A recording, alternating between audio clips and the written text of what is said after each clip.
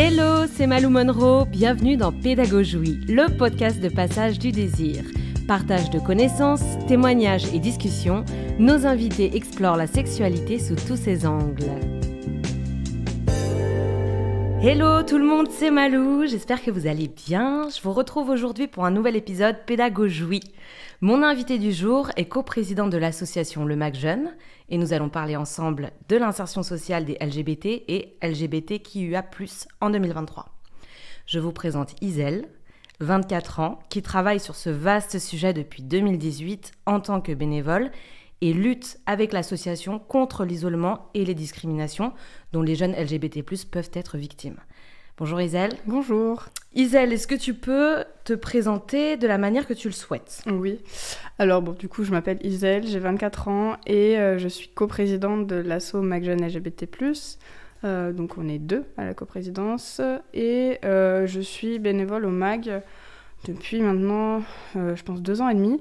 Et donc, en fait, j'ai décidé d'être coprésident parce que je voulais un peu, toujours m'investir plus, en fait, dans l'association. Donc, poursuivre le travail bénévole, mais autrement. Et voilà. Et sinon, dans la vie, je fais plusieurs choses à côté. J'ai 2 travails et je suis aussi étudiant en sociologie. Voilà. Et en études sur le genre. Donc, tout est lié, finalement. Parce que les études sur le genre, c'est justement...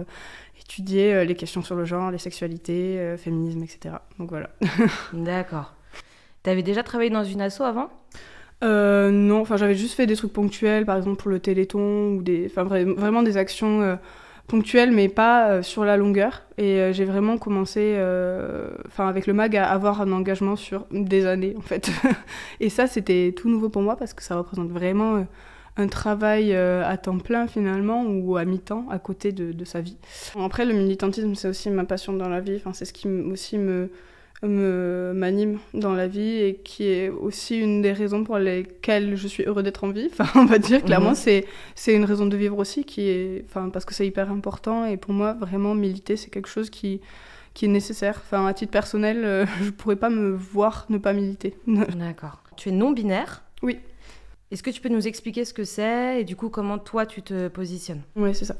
Alors la non-binarité, ça regroupe toutes les identités de genre qui se situent hors du spectre binaire femme-homme. Donc une personne non-binaire ne va être ni strictement homme, ni strictement femme. Donc va s'identifier à soit les deux, soit un peu des deux, soit plutôt l'un, plutôt l'autre, soit aucun des deux pour les personnes à genre. Donc moi, je me situe entre la non-binarité et la transmasculinité, on va dire, et ça fluctue un peu dans ces eaux-là.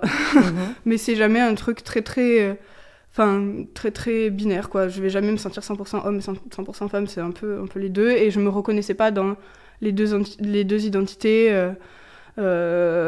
traditionnelles, on va dire. Les 2 identités définies par la société. Et la transmasculinité, du coup, qu'est-ce que ça signifie ? En gros, c'est que je suis une personne transmasque, c'est-à-dire qui a été assignée femme à la naissance, mais qui s'identifie plutôt comme homme ou non-binaire. Parce qu'en fait, il faut voir ça comme un spectre, c'est-à-dire qu'on va avoir un spectre qui va de femme à homme ou de homme à femme, et entre les deux, c'est les identités non-binaires. Et si on prend ce spectre, moi, je suis plutôt entre non-binaire et homme, on va dire, dans cette zone-là. D'accord, ok. Voilà, c'est sûr, c'est plus clair peut-être de le voir comme une ligne, quoi, avec 2 extrémités. D'où l'accord, du coup, masculin. C'est ça. Donc... Mais après, ça veut rien dire parce qu'il y a des personnes non-binaires qui utilisent tous les accords, tous les pronoms, ou tel pronom, tel accord. Ça dépend vraiment. Surtout que la langue française est faite de sorte à ce que ce soit malheureusement très genré. Donc, c'est compliqué pour les personnes non-binaires d'avoir des accords non-genrés, comme en anglais. Parce qu'en anglais, on a they, them, et on peut accorder avec they, them. Donc voilà. C'est pour ça que moi, j'ai choisi yel parce que... parce que j'aime yel. Et accord masculin aussi pour me positionner contre mon assignation à la naissance qui est féminine. Voilà. D'accord. Pour contrebalancer aussi. Ok. Merci en tout cas de nous expliquer parce que c'est pas toujours évident. Tu es coprésidente de l'association MAC Jeune LGBT. Ouais. À qui est-elle destinée ? Alors, comme son nom l'indique, c'est une asso qui est destinée aux jeunes LGBTQIA+, de 15 à 30 ans. Donc c'est une asso par et pour les jeunes, c'est-à-dire que les personnes actives dans l'association vont être des jeunes et les personnes bénéficiaires seront aussi des jeunes. Et voilà, donc en soi, on ne va pas mettre à la porte des personnes plus jeunes que 15 ans, parce qu'on peut avoir des dérogations pour les accepter, etc. Et puis on a toujours des moyens de rediriger les personnes qui viennent, si elles sont hors de la tranche d'âge, vers d'autres assos. Mais on veut quand même rester sur cette tranche d'âge parce que y a quand même des problématiques spécifiques aux jeunes qui peuvent être que discutées entre jeunes, et c'est pour ça aussi que... Voilà. Et puis... ouais. Donc il y a des jeunes qui peuvent arriver dans l'association et qui, au fil des années, au fil des mois, deviennent bénévoles aussi et apportent un peu leur pierre à l'édifice. Ça marche souvent comme ça aussi, non ? Ouais, c'est ça. Hyper souvent, c'est des jeunes qui d'abord vont arriver en tant que bénéficiaires, vont demander de l'aide à l'asso, puis vont aller de mieux en mieux, prendre leur marque, prendre leur place dans l'association et se dire « Ah tiens, moi aussi j'ai envie d'apporter quelque chose ».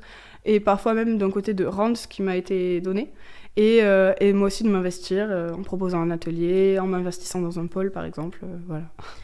Alors du coup, avant de creuser tout ça, parce que c'est très intéressant, tu peux juste nous préciser la différence entre LGBT et LGBTQIA+.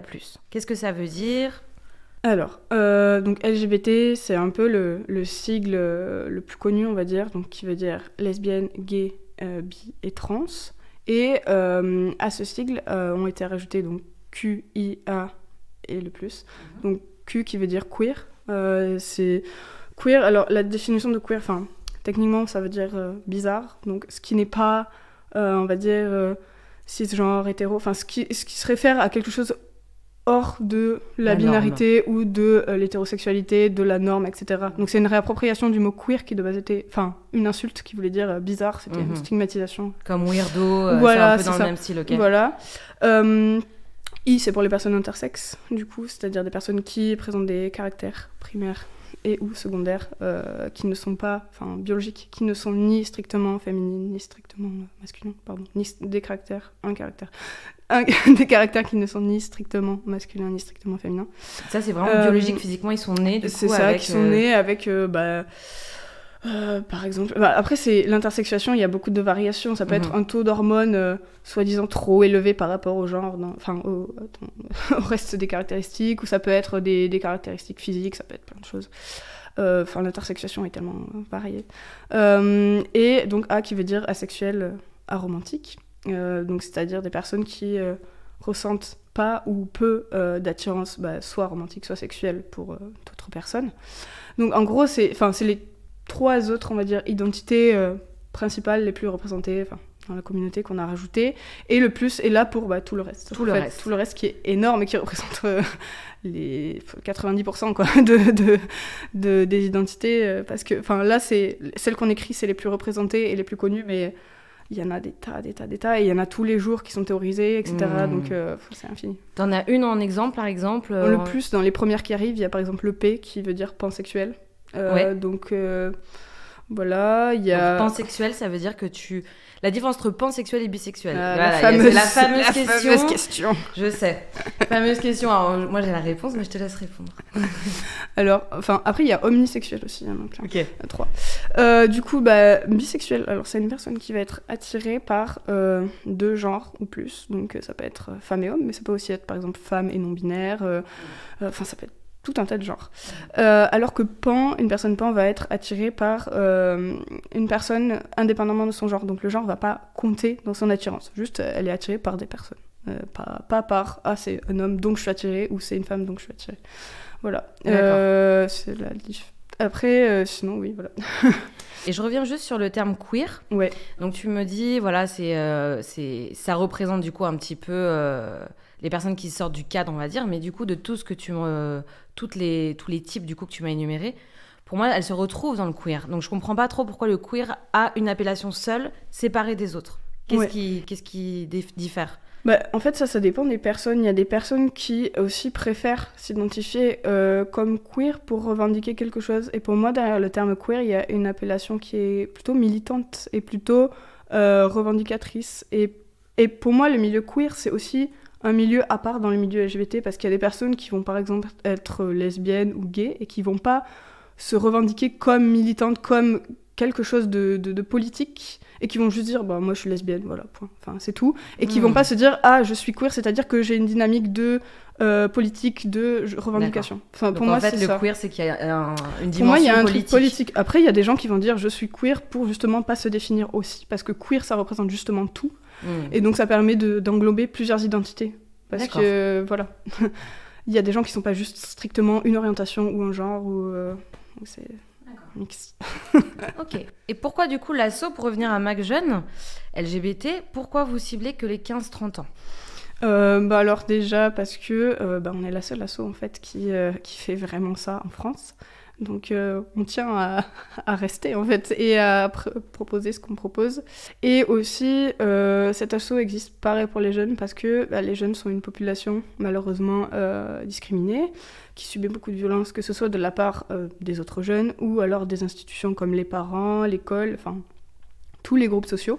Et les jeunes ont souvent plus de difficultés à se défendre, à trouver de l'aide parce que elles sont pas indépendants financièrement, dépendent de leurs parents, dépendent de l'école, dépendent de beaucoup de choses et n'ont pas forcément des personnes à qui parler, sur qui s'appuyer. Donc il faut qu'il y ait d'autres personnes, nous, pour les accueillir aussi. Et pour représenter parfois un cercle social qu'elles n'ont pas malheureusement ailleurs. Tout à fait. Ouais.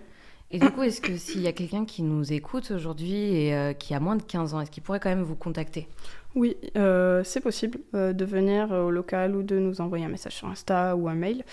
Mais par contre, ce qui est horrible, c'est la loi, malheureusement. Pour les personnes de moins de 15 ans, il faut une dérogation d'un tuteur-tutrice ou des parents pour pouvoir venir à l'asso. C'est possible, mais il faut une dérogation parce que voilà, moins de 15 ans, malheureusement, c'est pas possible. 15 ans, c'est vu comme la majorité sexuelle, c'est ça ? Oui, mais ça a un rapport avec ça ? Non, ça n'a pas de rapport avec ça. Je crois qu'il y a autre chose dans la loi qui fait que... Voilà. Mais après, aussi, il faut savoir que il y a beaucoup de gens dans l'asso qui auront plutôt autour de, on va dire, 18-20 ans. Donc quand on a en dessous de 15 ans, je dirais 13-14, il y a aussi des dynamiques... il faut faire attention à ça, à des dynamiques de différence d'âge qui peuvent être néfastes, etc. Donc on cadre énormément par rapport à ça. Que ce soit dynamique entre guillemets de prédation ou même juste écart d'âge qui peut être malaisant pour des gens très jeunes, parce que 13-14 ans c'est des collégiens qui sont confrontés à des gens qui sont fin lycée ou études sup, c'est pas pareil quoi. Je veux dire, ça n'a aucun rapport. J'avais même pas pensé à ça. En fait, du coup, c'est vrai que vous avez quand même vous êtes quand même là pour tempérer, pour observer ce qui se passe, parce que finalement vous allez avoir des mineurs avec des majeurs. C'est ça, et ça on y fait attention aussi. Bon là, souvent, spontanément, c'est des gens plutôt entre, on va dire, 16 et 21 ans qui viennent au MAG, donc c'est quand même une tranche d'âge assez serrée. Mais quand il y a des extrêmes d'âge, donc des gens plutôt de 27-28 ou d'autres plutôt de 15, on fait attention à ça parce que c'est... Oui, puis c'est des sujets qui sont quand même très très intimes que vous abordez. C'est ça. Qui ont un rapport aussi avec la sexualité et tout ça. Ouais. Oui. Et puis surtout, c'est des jeunes en position souvent de faiblesse, voire de détresse, ou au moins de demande, qui sont plus facilement manipulables, plus facilement influençables, voilà. C'est ça aussi. Oui, puis c'est un âge aussi, on se développe beaucoup, on se pose énormément de questions, notre personnalité, elle est en construction. Ouais, bien sûr. Et surtout, on ne sait pas sur quoi s'accrocher aussi, parce qu'on est bombardé d'images, on est bombardé aussi de dictates un peu, et c'est hyper dur de se retrouver, de savoir qu'est-ce qu'on veut, qui on est, quoi. Clairement. Et une personne peut-être un peu plus influente, plus âgée, peut nous influencer en bien ou en mal, quoi. On est très malléable. Totalement. Donc voilà. Quels sont les besoins exprimés par les jeunes qui viennent vous voir ? Alors, généralement, c'est juste ne plus vouloir être seul, parce que les jeunes arrivent, se croient parfois seuls à être gays ou trans, et cherchent du monde pour partager ses questionnements et pour ne plus être seul. Donc c'est vraiment la vocation première de l'asso, je pense que c'est rompre l'isolement des jeunes qui se croient seuls et qui en plus sont démunis parce qu'elles sont jeunes. Et sinon, les demandes les demandes majoritaires, ça va être aussi des questionnements par rapport à leur identité sexuelle ou de genre. Ils ne savent pas exactement comment se positionner. Ils n'ont pas de potes autour d'eux. C'est ça, donc c'est vraiment une recherche. Et venir chercher des réponses à ces questions. Donc nous, on va les informer. On a aussi des flyers explicatifs, un peu sur tout. Et après, sinon, ça va, malheureusement, parfois être des états de détresse immenses. Du coup, des jeunes qui ont été mis à la rue, des jeunes qui vivent en squat, des jeunes qui ont subi des violences de la part de proches ou de moins proches, et qui viennent chercher refuge, et aide, et assistance psy, et voilà. Donc vous avez une assistance psy à disposition? C'est ça, on a une ligne d'écoute psy qui permet... du coup, on a des psychologues qui travaillent gratuitement pour nous et qui sont là pour écouter les jeunes. Bon, c'est en situation de crise, parce qu'on ne peut pas avoir un suivi psy régulier. Après, on redirige pour avoir un suivi psy. Mais si les jeunes veulent parler, il y a des psys qui sont là.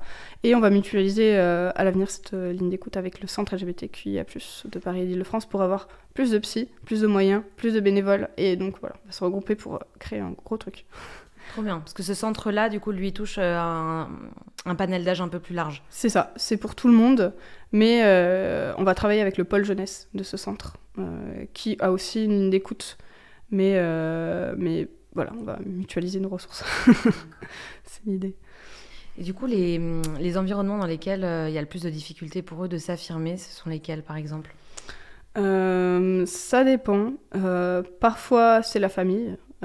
Parfois, la famille aide. Ça dépend. Soit c'est totalement l'un ou totalement l'autre. Il y a des familles qui viennent avec leurs jeunes. Ouais, il y a des familles super cool.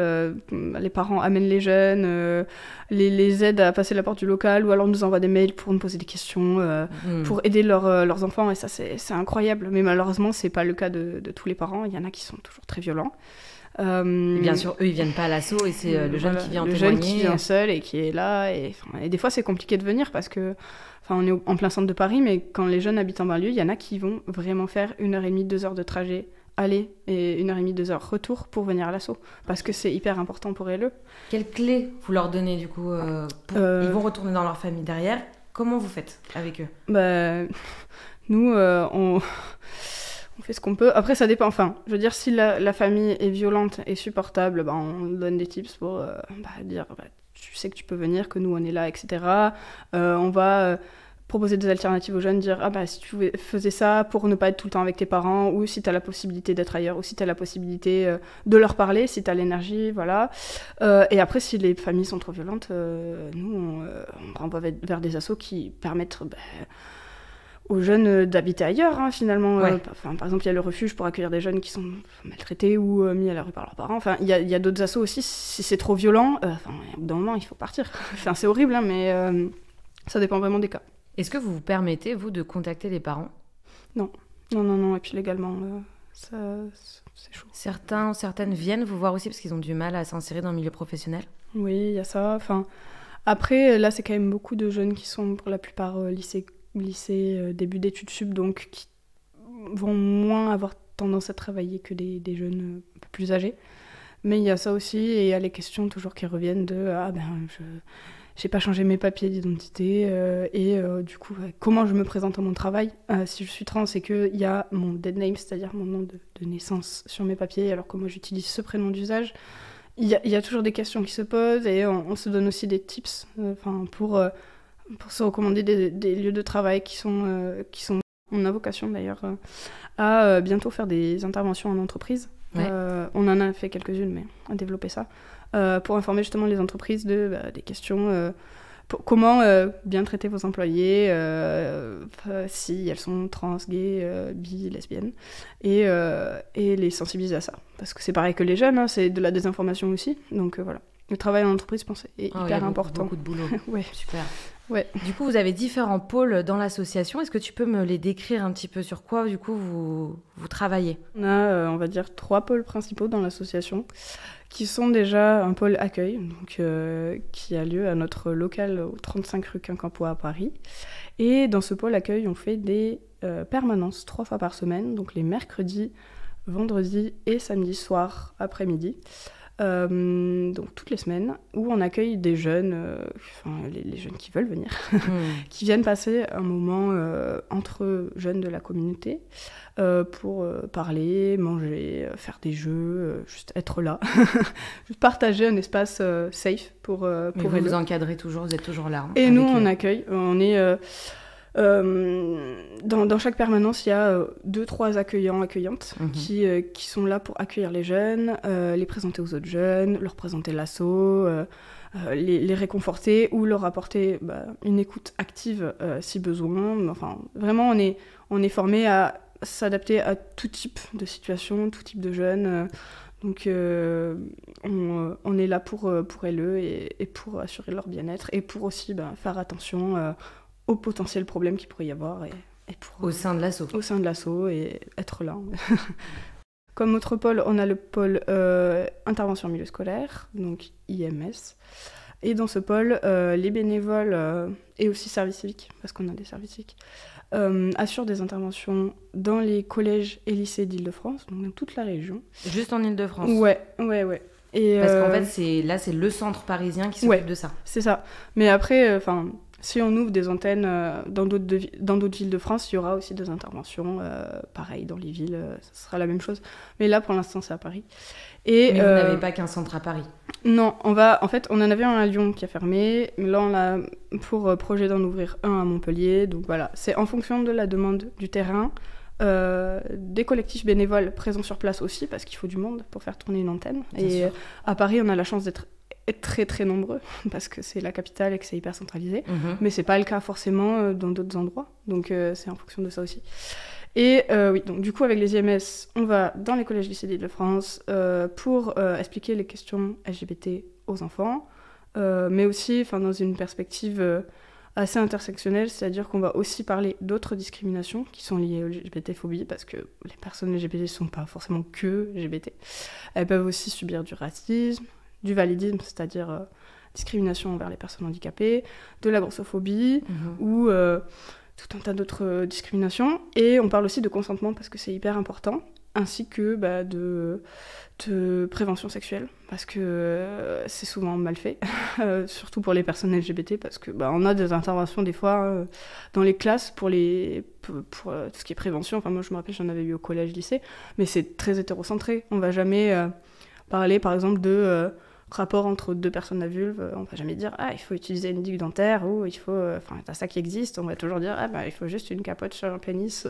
C'est finalement ça souvent les interventions, et on va jamais parler du reste, on va jamais parler du consentement non plus d'ailleurs, très rarement. Et même du plaisir en fait, le plaisir, le consentement, on n'en parle pas. Donc voilà, c'est aussi pour un peu pallier ces problèmes malheureusement qu'on existe. Et du coup, on est agréé par le ministère de l'Éducation nationale pour ces IMS. Et de ce que j'ai vu, vous étiez formé quand même avant de rentrer en établissement scolaire. Oui. Vous avez quand même des heures de formation pour tous les bénévoles qui veulent donner ces activités, ces ateliers. Oui, bien sûr. Pour tous les pôles, on a des formations qui permettent déjà d'apprendre un peu, dans le cas des interventions, le contenu de l'intervention, parce que c'est la base, mais aussi comment parler à un public de jeunes, comment se comporter par rapport à une classe. Enfin, il y a tout un tas de choses quand même qui sont pas anodines. Bien sûr. Qu'est-ce qui pourrait arriver, par exemple, sur lesquels ils sont formés? Il y a aussi, ce qui peut arriver, c'est que les personnes qui viennent faire l'intervention se fassent elles-mêmes insulter. Donc ça, c'est très rare, heureusement, mais généralement les jeunes sont très sympas et il n'y a pas de souci. Mais il faut aussi être préparé à recevoir des remarques ou même des questions qui, sans vouloir être méchantes, peuvent être dérangeantes parce que par manque d'informations. Donc c'est des aussi questions par rapport à, j'imagine, je sais pas, par rapport à comment vous avez des rapports sexuels ou des choses comme ça. Oui, c'est ça. Ou alors pour une personne trans, on va lui dire t'es une fille ou t'es un garçon, ou genre des choses comme ça, qui sont pas méchantes, qui sont juste dans l'esprit des enfants une question qui qui peuvent blesser. Donc il faut être prêt à comment vous répondez à ça avec diplomatie et pédagogie? La base de l'IMS, c'est il n'y a pas de questions bêtes, posez vos questions, et nous on est là pour y répondre et pour justement vous apporter des réponses à tout. Et voilà. Après, s'il y a des problèmes et qu'on se fait clairement insulter, là on va dire non. Il y a des professeurs aussi qui sont dans la salle, qui sont là pour réguler si jamais. Mais au niveau des questions, on prend tout et voilà. Ok, donc l'éducation nationale, quand même, vous supporte là-dessus. Oui. Et derrière vous. Oui. Okay. Ouais, c'est cool. Et vous sentez une évolution par rapport aux élèves? Oui, on voit très rapidement les changements, parce que donc on distribue une fiche en début d'intervention et une deuxième fiche en fin d'intervention, et on voit des fois on a des remarques assez violentes en début d'intervention, par exemple parce qu'on pose des questions comme Si ton meilleur ami était gay, que ferais-tu ? Et en début d'intervention, des fois, on a des trucs comme il irait périr en enfer, ce serait plus mon ami. Mais ça, ils vous le disent en face ou ils écrivent sur des bouts de papier ? En fait, c'est des fiches anonymes qui remplissent. Okay. Et à la fin, on voit que ah non, en fait, ça va, je l'accepterai. Enfin, donc on voit que c'est aussi de la désinformation, malheureusement, et que les élèves et les gens de manière générale ont des a priori par rapport à des sujets qu'elles connaissent pas. Et finalement, quand pendant 2 heures, il y a une asso de jeunes queer, homosexuels, trans qui viennent leur parler et elles voient qu'en fait c'est des êtres humains normaux. Finalement ils se disent oh bon ça va, il n'y a pas de problème et ça va très vite. Et c'est plutôt de la désinformation que de la méchanceté. Enfin, c'est horrible, hein, mais les discriminations, c'est aussi de la méconnaissance. Tout à fait. Et de la peur. Et de la peur et des clichés sociaux complètement absurdes, quoi. Donc vous laissez vos coordonnées derrière aussi pour ceux qui pourraient potentiellement avoir envie de vous contacter ? Oui, c'est ça. On a d'ailleurs beaucoup de jeunes qui viennent au MAG suite aux interventions, donc des jeunes concernés et qui découvrent le MAG dans leur collège-lycée et qui après restent. Donc on leur donne notre Insta ou notre mail, si jamais. Ça doit être super gratifiant quand même quand ça arrive, ça. Ouais, c'est super. Et puis on se dit, ah, c'est trop bien. Et puis après, il y a des... Enfin, quand il y a des gens qui ont fait des interventions et qui voient revenir les jeunes au local, ils se disent, ah, c'est trop bien. Est-ce que vous avez un 3e pôle à Paris sur lequel vous êtes activiste aussi ? Ouais, on a aussi un pôle qui s'appelle maintenant, je crois, Loisirs et Culture, mais qui s'appelait Bien-être jusqu'à il y a 2 jours, qui permet de regrouper toutes les activités de loisirs, c'est-à-dire sorties culturelles, que ce soit théâtre, musée, cinéma, sorties aussi... de loisirs comme patinoire, on a eu tout un tas de trucs, sportives, pique-nique, voilà. Tout ce qui est sympathique et hors permanence, quoi. On a aussi des ateliers qui sont plutôt hebdomadaires ou mensuels par rapport à, qui font partie de ce pôle, par exemple atelier dessin, atelier écriture, atelier linogravure, on a eu tout un tas de trucs en fonction de ce que proposent les bénévoles aussi, qui sont parfois intéressés par un sujet ou le maîtrisent et décident de proposer ça. On fait des ateliers, même déco. On a peint le local aussi. Ça ressemble à quoi un petit peu à l'intérieur quand on rentre ? Alors, on rentre, tout est... Enfin, la plupart du local est de plein pied parce que c'est PMR. Il y a juste la cave qui n'est pas PMR, malheureusement. Donc, mais personnalité à mobilité. Ouais, c'est ça. Okay. On rentre... Personnalité, non. Personne. Personnalité. On n'accepte que les personnalités, s'il vous plaît. Les VIP. Les VIP. À personnalité... Oh là, je reprends. Personne à mobilité réduite. Ok. C'est ça. Du coup, on rentre. À droite, on a une table principale qui fait à peu près une dizaine de places où souvent les jeunes viennent jouer à des jeux parce qu'elle est immense et que tout le monde est autour. D'accord. Après, on a un petit couloir avec de chaque côté des documentations pour la prévention des risques, prévention ou explications sur les sexualités et les genres. On a une bibliothèque aussi dans le couloir. Et ensuite, on a un deuxième petit salon avec une petite table et des canapés de chaque côté. Et au fond, on a un dernier espace avec une grande table qui permet aussi aux jeunes de se retrouver autour d'une table, mais peut-être plus petite et moins flippante aussi. Parce qu'arriver dans un groupe de 10 personnes autour d'une table, ça peut être des fois... Bien sûr. Voilà. Du coup, ça permet aussi de s'isoler ou de faire autre chose pour séparer les espaces, faire un autre jeu. Et on a aussi des canapés au fond. Et en dessous, on a encore une cave avec d'autres canapés qui permettent justement d'être au calme total. Et si jamais il y a des jeunes qui veulent parler de... sujets spéciaux, qui veulent s'isoler pour pas avoir de bruit, parce que des fois c'est hyper stimulant au niveau bruit, même si on fait attention à pas avoir de bruit, on a vraiment un décibelmètre pour que ça soit accessible aussi aux personnes qui ont besoin de ne pas avoir de bruit. Ok, trop bien. Parce que des fois, niveau neuroatypie, c'est hyper compliqué, hein, même si le local résonne pas, des fois, quand on est 15 dans un local, ça fait du bruit. Et à partir de quelle constatation le MAG Jeunes LGBT a été fondé en 1985 ? C'est quand même assez ancien. À partir de quelle constatation à cette époque-là, cet asso a été fondé ? Le même constat, et en plus, malheureusement, dans une situation d'épidémie aussi de VIH, dans une situation de violence extrême envers les communautés homosexuelles et lesbiennes. Mais au début, c'était encore plus compliqué parce que le MAG s'appelle encore MAG Jeunes Gay GAI parce que on pouvait pas mettre GAY à la mairie parce que ça passait pas. Enfin, c'était ce genre de violence là à l'époque. Là, vous restez du coup en GAI ou vous avez pu bouger ? On a gardé parce que c'est le truc historique. Et que ça montre aussi quelque chose. Mais chaque fois, les gens nous demandent « Mais pourquoi c'est GAI ?» Donc on leur explique. Mais vous le laissez en fait pour montrer aussi à quel point... À quel point quand même ça a été créé dans un contexte qui n'était pas du tout favorable, malheureusement. Comment tu pourrais décrire du coup la situation actuelle par rapport à 1985 ? Alors, à l'heure actuelle, je pense qu'il y a moins de lesbophobie, homophobie, ou en tout cas pas pareil. Enfin, il y en a toujours énormément, hein, bien sûr, mais c'est moins tabou déjà, c'est plus combattu, c'est plus considéré, enfin, on sait que c'est là et on fait en sorte de le combattre. Par contre, maintenant, ce qui pose problème à la société, c'est les personnes trans qui se font énormément discriminer, qui subissent beaucoup de violences, et surtout les personnes trans jeunes. C'est horrible pour elles, hein, malheureusement. Et ces sujets-là, qui étaient peu évoqués dans les médias, dans la société, jusqu'à il y a, je sais pas, 5-10 ans, maintenant sont hyper médiatisés, mal médiatisés. Pourquoi mal Souvent, on va faire des reportages sur les personnes trans, comme si c'était je ne sais quoi. On va parler de transidentité sans en avoir aucune connaissance et en étant hyper discriminant et en faisant passer ça parfois, de manière très transphobe, comme un phénomène de mode ou comme la menace, alors que c'est pas du tout ça, c'est juste des gens qui aujourd'hui justement ont la possibilité d'exprimer leur transidentité, et oui, on les voit parce que peut-être que aussi il y a quelque chose qui se débloque et qui permet que ces personnes s'expriment, mais c'est pas une menace. Et souvent les reportages sont faits de manière hyper alarmante, donc voilà, et la société connaît ça et stigmatise, et voilà. Ça pourrait être intéressant que vous, au sein de l'asso, vous puissiez développer aussi un média où vous puissiez en parler à votre façon avec les bénévoles et les jeunes qui seraient intéressés. Oui. Après, peut-être qu'il n'y a pas tout le monde qui a envie d'être vu niveau de la caméra, tout ça, mais peut-être ceux qui seraient prêts à un petit peu prendre la cam et puis en parler vraiment par des jeunes qui sont dedans et pas par une équipe qui veut marketer un peu le truc et faire un truc un peu c'est ça. Alarmant. C'est ça. Après, nous, on a déjà un magazine du MAG. Du coup, d'où le nom MAG. Non, pas du tout, rien à voir. Tout le monde croit ça, tout le monde croit qu'on est un magazine. Oui, moi aussi je pensais au début. Non, c'est juste, le magazine s'appelle Affirmation, donc aucun rapport, vraiment. Mais il y a un magazine dans le MAG justement pour parler de ça. Mais, le MAG, ça vient de quoi, de magasin ? C'est Mouvement d'affirmation gay. Rien à lesbien, voir, ok, gay, d'accord. D'où le gay GAI. Voilà, ok, très bien.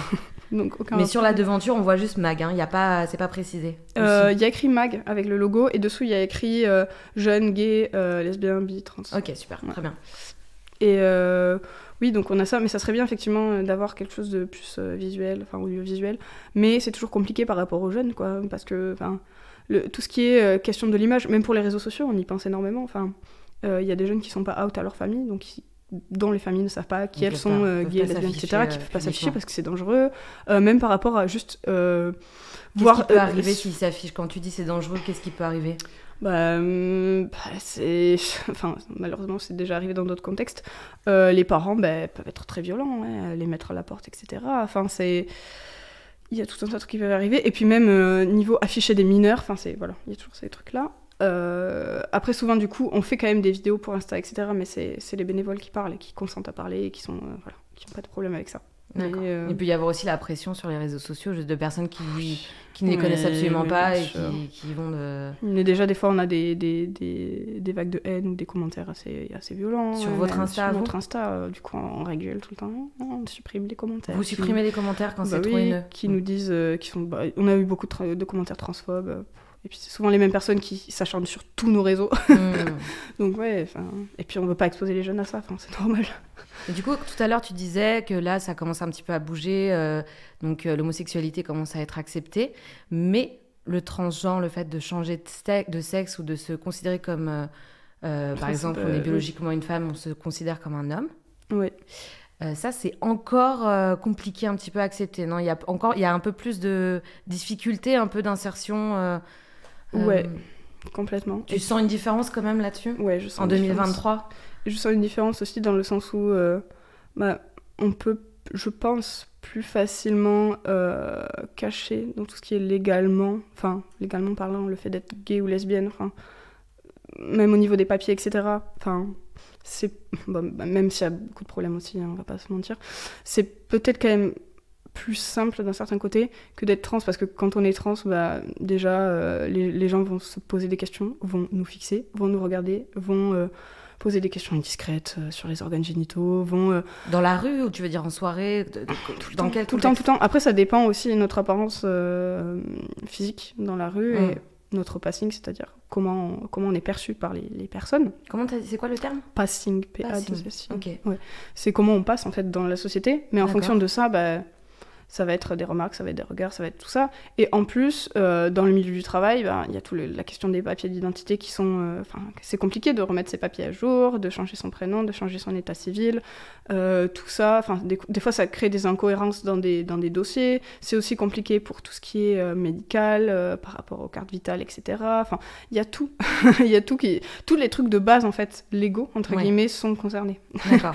et donc, à partir de là, c'est chaud. Et la société est en train d'évoluer, de simplifier un petit peu les procédures. Maintenant, déjà, il faut plus de suivi psychiatrique attestant qu'on est trans pour pouvoir... ou plus d'opérations, etc. Qui sont obligatoires, parce qu'on peut être trans sans faire de transition médicale. Avant, c'était obligatoire, la transition. Oui. Avant, tu pouvais pas te considérer homme si t'avais pas, du coup, un pénis, c'est ça ? Non, pas forcément un pénis, mais il fallait montrer que... Mais que t'étais en train de transitionner, que t'avais avec les hormones, etc. Voilà, tout ça. Mais bon, après, sur le papier, c'est pas le cas, mais officiellement, quand on veut changer de genre à l'état civil... Normalement, la justice n'est pas censée demander des photos, mais il y en a qui demandent des photos pour voir que tu as bien une tête d'homme. Alors que... Voilà. Il y a la théorie et la pratique. Une tête d'homme, très bien. C'est ce que ça veut Entre guillemets, voilà. Ok. Wow. Non, c'est chaud et on voit que les choses bougent, mais lentement. Et t'aurais un parallèle à faire, une comparaison avec nos voisins européens, donc les pays qui sont soit en Europe de l'Est, soit du coup les pays qui sont vraiment voisins à la France. Ouais, alors, moi, de mon expérience, pour avoir vécu en Angleterre et en Espagne, je trouve que dans ces deux pays, déjà, ça va beaucoup mieux qu'en France. C'est horrible à dire, mais en tout cas, le truc, c'est que, en Angleterre, de base, c'est très ouvert à tout ce qui est identité de genre. Puis même à l'université, il y avait beaucoup plus de cours sur les questions LGBT, le féminisme et tout. C'était... Toi, t'étais à l'école, peut-être au lycée en Angleterre ? Moi, j'ai fait un Erasmus, du coup, à la fac. D'accord. Et c'était... T'avais des cours là-dessus ? Ouais, j'avais des cours. Ça s'appelait comment ? Moi j'avais Feminist Philosophy, mais du coup il y avait aussi des queer studies dedans. Et du coup pour parler des identités de genre, les profs nous demandaient nos pronoms, les profs étaient ouverts à ça, c'était... Ah non, mais ça n'a rien à voir. Ça n'a rien à voir avec la France. C'est le Moyen-Âge ici en fait. Ouais. Ah oui, d'accord. Ok. Et voilà. Ah oui, dingue. Et il y avait même des clubs et des conférences organisées par des étudiantes sur ça. C'était tout à fait démocratisé, tout le monde était queer en fait. Et il y avait même des drag shows dans l'université. Je veux dire, c'était pas pareil que... Mais même, parce que là, du coup, ces cours, c'était dans le contexte. C'était quoi le nom de ta licence ? Moi, je faisais de la philo. Ah oui, donc c'est ça, c'est même pas... Parce que là, en France, t'es en train de faire...